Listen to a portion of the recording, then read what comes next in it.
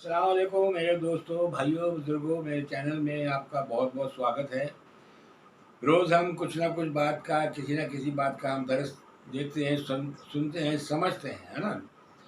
اب نماز کے بارے میں 2 دن سے 3 دن سے بات چل رہی ہے، تو آج بھی وہی ذکر ہے، وہی درس ہے کہ نماز پڑھنا تو ضروری ہے، لیکن نماز خشوع خضوع کے ساتھ پڑھنا ضروری ہے۔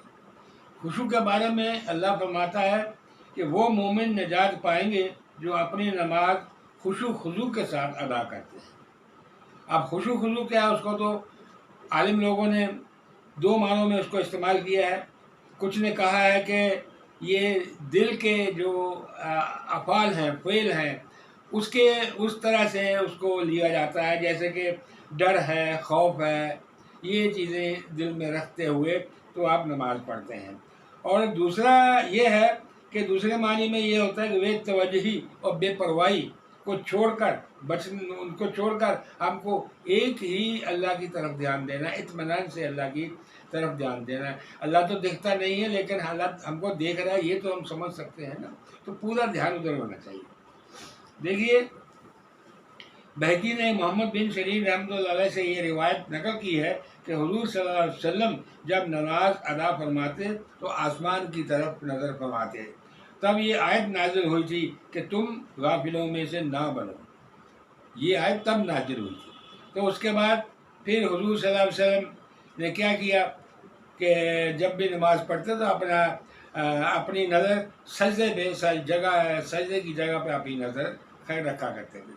حضرت حسن رحمۃ اللہ علیہ کہتے ہیں کہ نبی کریم صلی اللہ علیہ وسلم کا فرمان ہے، 5 نمازوں کی مثال ایسی ہے جیسے تم کسی ایسے گھر میں رہتے ہو جس کے سامنے ایک بڑی سی نہر بہتی ہے اور اس میں روزانہ آپ 5 مرتبہ غسل کرتے ہو، تو کیا تمہارے جسم پر اس کا میل رہ جائے گا؟ لہٰذا جب حضور قلب اور خشوع سے نماز پڑھی جائے تو انسان کبیرہ گناہوں کے علاوہ تمام گناہوں سے پاک ہو جاتا ہے۔ بنا خشوع کے نماز رد کر دی جاتی ہے۔ جب دھیان ہی نہیں ہے، ادھر دھیان کہیں اور ہم پڑھ رہے ہیں نماز، تو اس کا کوئی مطلب نہیں ہے نماز پڑھنے کا۔ اور حضور صلی اللہ علیہ وسلم نے فرمایا کہ جس نے 2 رکعت نماز پڑھی اور اس کے دل میں کسی قسم کا دنیاوی خیال نہیں آیا تو اس کے گزشتہ یعنی گزرے ہوئے تمام گناہوں کو بخش دیا جاتا ہے۔ اتنی بڑی بات ہے، نماز پڑھو لیکن خشوع خضوع کے ساتھ نماز پڑھو۔ اب نماز حضرت علی کیسا پڑھتے تھے، یہ سب باتیں یہ میں آپ کو پھر کل بتاؤں گا۔ آج کے لیے یہ درس اتنا ہی ہے۔ تو اس چیز کا دھیان رکھنا ہے کہ خشوع خضوع کیا ہوتا ہے، اپنے کو پورا دھیان رکھنا ہے اور پورا ایک یکسوئی لگا کے کہ ہم اللہ کی عبادت اللہ کے لیے ہی کر رہے ہیں، سب باتوں کو بھول جانا ہے، بس صرف ایک اللہ کو یاد رکھنا ہے۔ اس کو خشوع خضوع کہتے ہیں۔ اب باری آتی ہے آج کے وظیفہ کی۔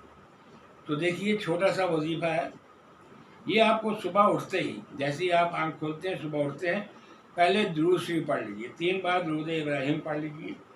پھر اس کے بعد آپ یا وہابو یا رزاقو یا رحماؤ، یا وہابو یا رزاقو یا رحماؤ، یا وہابو یا رزاقو یا رحماؤ، یہ آپ نے 100 بار پڑھنا ہے۔